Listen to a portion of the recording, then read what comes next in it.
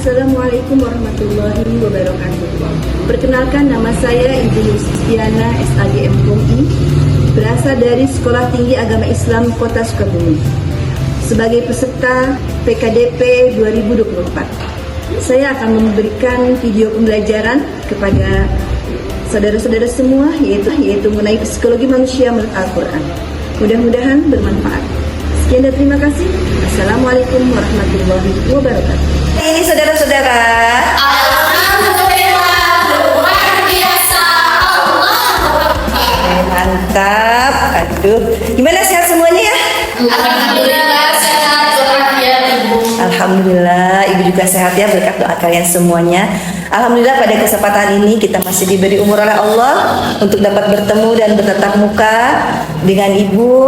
Ibu senang sekali. Mudah-mudahan niat saudara ke sini itu mendapat pahala dari Allah Subhanahu wa taala ya. Amin ya Allah. Untuk mencari ilmu. Agar kita semua diberkahi oleh Allah Subhanahu wa taala, mari sama-sama kita berdoa ya, saudara-saudara. Siapa yang mau memimpin doa? Saya Bu. Ya, silakan.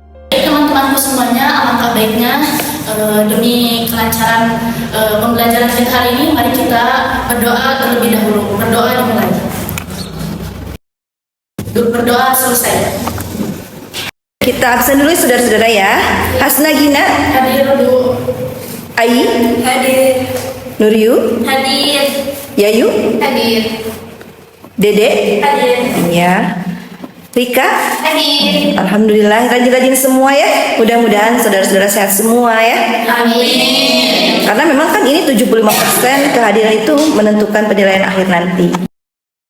Saudara-saudara, minggu yang lalu kita sudah mempelajari tentang karakteristik manusia ya. Dalam hal ini adalah dai dan mad'u ya. Nah, itu ada di RPS ya. Saudara sudah punyakan RPS-nya, sudah dipelajari ya kan kemarin.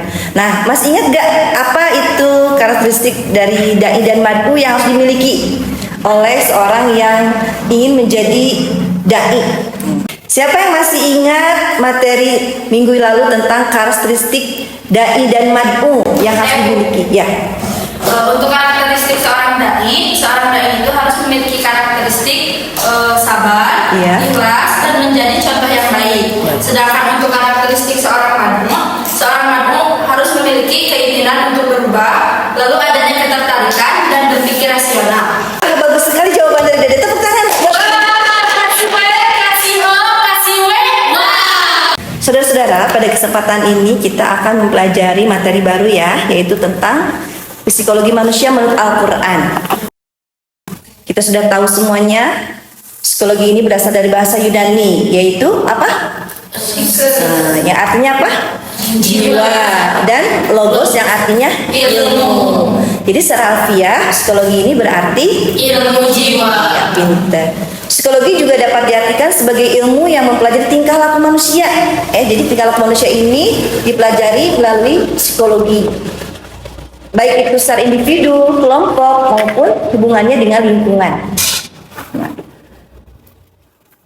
psikologi ini didefinisikan oleh para ahli psikolog juga banyak ya ahli-ahlinya. Di antaranya adalah Charles G. Morris dan Albert Maisto. Mereka mengatakan bahwa psikologi is the scientific study of behavior and mental process, yaitu psikologi merupakan ilmu pengetahuan yang mempelajari tingkah laku dan proses mental. Ya. Kemudian ada lagi Clifford T. Morgan dan kawan-kawan mengatakan bahwa psikologi is the science of human and animal behavior. It include the application of the science to human problems. Ya. Psikologi merupakan ilmu pengetahuan yang mempelajari tingkah laku manusia dan hewan, termasuk juga penerapan ilmu tersebut untuk mengatasi permasalahan yang dihadapi oleh manusia. Tentu saja kita setiap manusia mempunyai permasalahan ya. Punya masalah enggak? Punya. Masalah cinta. Masalah apa lagi? Keuangan. Masalah apa lagi? Kesehatan. Banyak ya. Masalah-masalah itu memang dalam kehidupan seperti itu. Allah kasih ujian kepada kita berupa masalah-masalah. Tergantung kita bagaimana menghadapinya. Kalau kita sabar, insya Allah akan ditambah pahala kita ya. Seperti itu. Nah, kemudian Nah, hubungannya dengan Al-Quran, karena sumber kehidupan kita ini adalah Al-Quran, ya, sumber kehidupan dan pedoman manusia, terutama umat Islam ini adalah Al-Quran, maka kita harus mengetahui bagaimana psikologi manusia menurut Al-Quran ini. Ya, kita satu dulu harus tahu bahwa Al-Quran ini adalah berasal dari bahasa Arab, ya, yaitu dari kata apa? Ya, bagus. Qara'a yaqra'u Qur'anan, yang artinya bacaan, ya. Jadi Quran ini bukan hanya disimpan, ya, tapi harus dibaca. Terus pengertian Al-Quran menurut istilah adalah kalam Allah Subhanahu wa taala yang diturunkan kepada Nabi Muhammad SAW melalui malaikat Jibril. Al-Quran merupakan kitab suci umat Islam yang menjadi sumber ajaran Islam dan pedoman hidup bagi umat manusia. Jadi kita ini, kalau kita ingin selamat hidup di dunia dan di akhirat tentunya, ya, kita harus berpedoman kepada Al-Quran. Nah, bagaimana Al-Quran berbicara tentang psikologi? Nah, kita tahu, ya, kebutuhan dasar manusia itu ada berapa? Jadi kebutuhan dasar manusia itu ada 5. Yang pertama ada rasa aman, yang kedua rasa ingin dihargai, yang ketiga rasa kasih sayang, yang keempat rasa ingin sukses, dan yang kelima rasa ingin tahu. Nah, pada dasarnya kebutuhan itu kita ingin misalnya dicintai, itu kan butuh rasa kasih sayang, kan? Hubungannya dengan rasa ingin dicintai, kemudian rasa diterima oleh orang lain, gitu kan? Nah, kemudian juga ada rasa ingin aman, ya. Kemudian rasa ingin dihargai tentu. Ya, makanya kita harus saling menghargai. Bagaimana orang menghargai kita, ya? Kalau kita tidak menghargai orang lain, jadi saling menghargai. Banyak orang yang kemudian mereka itu merasa dirinya itu rendah, gitu, ya, rendah diri, gitu kan, merasa tidak dihargai. Akhirnya dia mengucilkan diri dari pergaulan, gitu, ya. Nah, kita tidak boleh seperti itu. Kita harus yakin bahwa kita ini adalah makhluk yang diciptakan oleh Allah Subhanahu wa taala dengan kedudukan yang sama, ya. Sama, Allah nggak melihat kita dari wajahnya, hartanya, atau kedudukannya, tetapi Allah melihat kita dari hatinya, gitu kan. Nah, kemudian apalagi kebutuhan rasa ingin memiliki.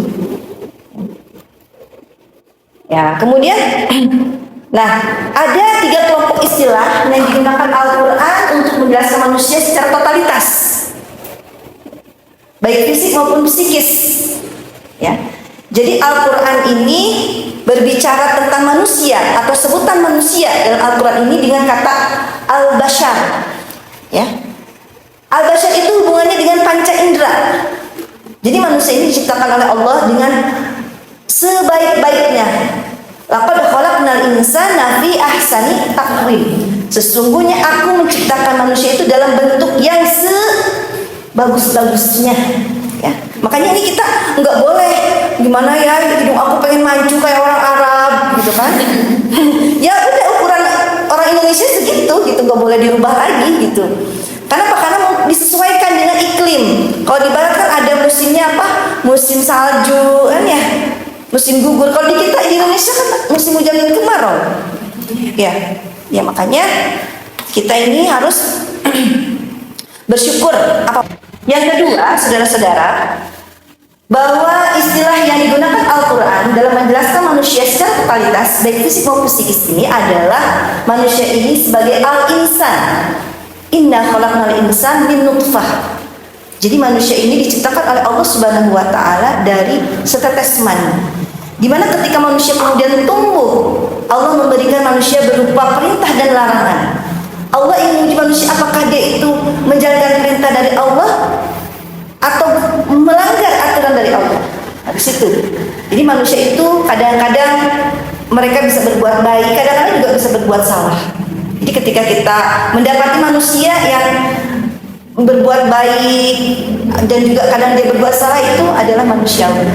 Makanya peran kita adalah memaafkan manusia. Bahkan kita harus memaafkan diri kita sendiri ketika kita berbuat salah. Kalau kita tidak memaafkan diri kita sendiri, maka itu akan menjadi penyakit. Ya, jadi Jadi saudara-saudara kalau misalnya pernah melakukan sebuah kesalahan yang besar, yang saudara sendiri tidak bisa memaafkan, ya udah kita harus memaafkan karena kita tahu oh saya ini manusia biasa, makhluk al-insan. Nah, kemudian yang ketiga adalah kelompok kata Bani Adam. Kita ini diciptakan oleh Allah berbangsa-bangsa dan bersuku-suku supaya kita saling mengenal, ya. Makanya kita harus selalu bertoleransi kepada orang yang memang tidak seakidah dengan kita. Tidak apa-apa, jangan sampai menjadi perpecahan atau permusuhan. Karena kalau masalah akidah itu masalah keyakinan masing-masing. Ya.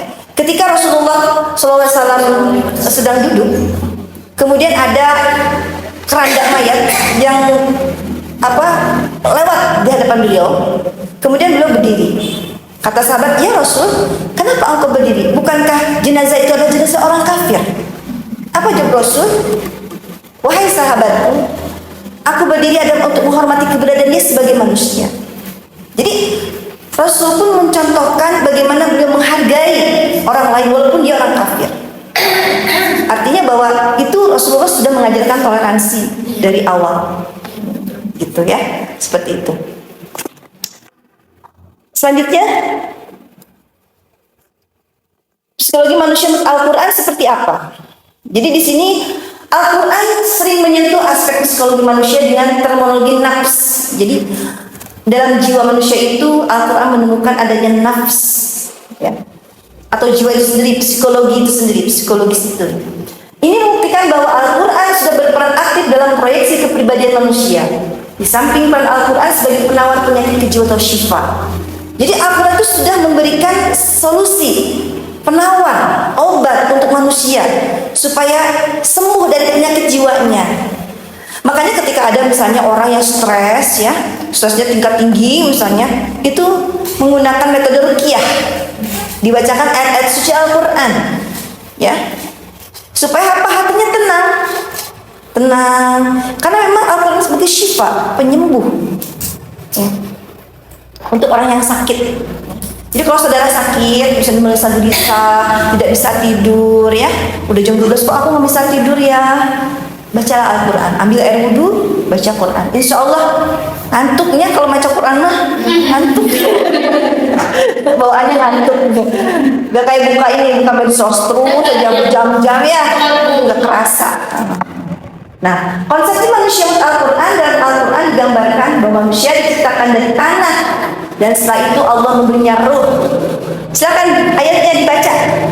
Ayo, buka boleh, buka Google. Ya, boleh.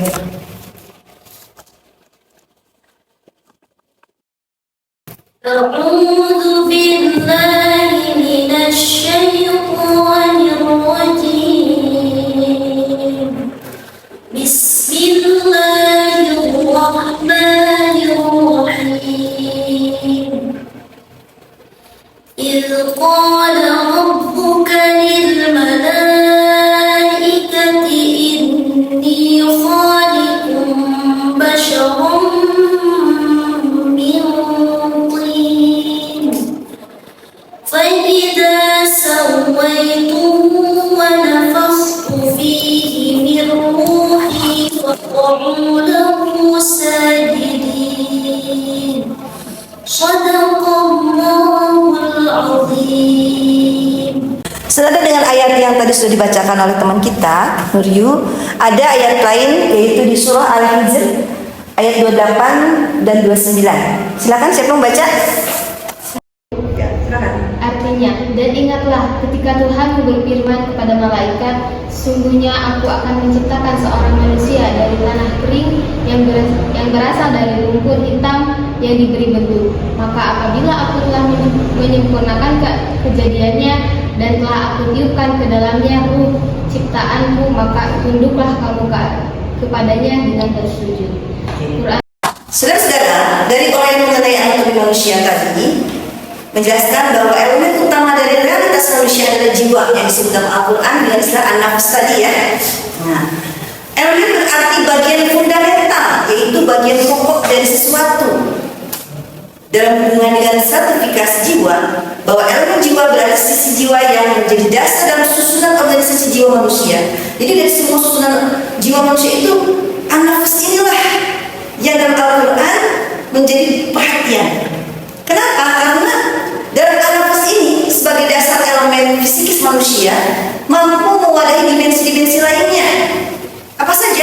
Yaitu al-aql, yaitu akal, ya. Kemudian apa? Qalb, hati. Apalagi? Al-ruh. Kulir ruh min amri. Kemudian al-fitrah. Jadi dalam an-nafs ini ada dimensi yang dimensi jiwa ini ada al-aql, al-qalb, al-ruh dan al-fitrah. Saudara-saudara, di akhir mata kuliah kita ini tentang psikologi menurut Al-Quran, maka kita dapat simpulkan bahwa semua lafaz Al-Quran mengenai penggunaan an-nafs itu berhubungan dengan jiwa secara umum, ya, untuk merujuk sisi manusia, ya. Sedikitnya memiliki 4 pengertian yang diperoleh. Pertama, an-nafs ini berhubungan dengan nafsu, ya. Allah berfirman, ya ayyatuhan nafsul mutmainnah irji'i ila rabbiki radiyatan mardiyah fadkhuli fi ibadi wadkhuli jannati. Hai jiwa-jiwa yang bersih dan tenang, masuklah ke dalam surgaku dengan keridhaan Allah Subhanahu wa taala. Jadi nafsu ini itu ada nafsu mutmainnah, nafsu yang baik, ada juga yang tidak baik, lawamah. Mudah-mudahan kita semua termasuk dalam orang-orang yang mempunyai jiwa yang mutmainnah, jiwa yang tetap tenang, ya. Kemudian kedua, an-nafs yang berhubungan dengan nafas kehidupan. Jadi jiwa kita ini berhubungan dengan kehidupan. Kullu nafsin dha'iqatul maut. Setiap manusia yang bernyawa pasti akan merasakan kematian. Jadi jiwa ini pun suatu saat akan menjumpai yang punya jiwanya, yaitu Allah Subhanahu wa taala. Kemudian ada di surah 12 ayat 53, itu an-nafs berhubungan dengan jiwa, ya. Silakan Aidah bacakan. Bismillahirrahmanirrahim. Wa ma ubarri'u nafsi innan nafsa la'ammaratun bis-su'i illa ma rahima rabbi inna rabbi ghafurur rahim. Sadaqallah. Kemudian an-nafs ini juga berhubungan dengan diri manusia. Lillahi ma fis samawati wa ma fil ard. Kepunyaan Allah lah apa yang ada di langit dan di bumi. Di bumi termasuk manusia, dan kita ini semua adalah milik Allah, berhubungan dengan diri manusia Allah itu, ya. Nah, saudara-saudara, mungkin materi kita hari ini sudah selesai. Nah, Ibu ingin tahu sejauh mana saudara bisa memahami, ya. Kemudian bisa juga nanti hal-hal yang bisa diamalkan dalam kehidupan sehari-hari, ya. Silakan Ibu sudah share ya di grup untuk mengisi pertanyaan-pertanyaan. Waktunya 5 menit ya. Pertanyaannya juga sedikit berhubungan dengan yang tadi Ibu sampaikan. Silakan buka. Untuk pertanyaan pertama, yaitu tadi pengertian dari psikologi berasal dari kata psike dan logos, ya. Psike artinya jiwa. Siapa yang menjawab jiwa? Aku. 1, 2, 3, 4, 5 orang. Wah, bagus.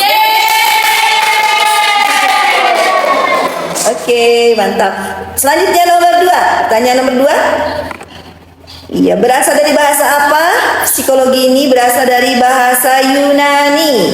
Siapa yang menjawab Yunani betul? 1, 2, 3. Ya. Oh, betul. Saudara-saudara, setelah kita melakukan kegiatan pada hari ini, maka selesai sudah tadi ya pembahasan kita. Mudah-mudahan ada manfaatnya khusus untuk Ibu dan umumnya untuk saudara-saudara semua. Untuk itu kita berdoa. Silakan dipimpin lagi sama Gina ya. Ya, Ibu. Baik, teman-teman, alhamdulillah pembelajaran kita hari ini telah selesai. Oleh karena itu, mari kita tutup pembelajaran ini dengan membaca doa bersama-sama. Berdoa dimulai. berdoa selesai. Saudara-saudara, tadi kita sudah berdoa semuanya, maka Ibu akan memberikan kata-kata. Iya, apa tuh? Rambut kusam harus dirawat. Jika disisir, baiknya diikat. Jika kita belajar giat, tentu saja prestasi meningkat.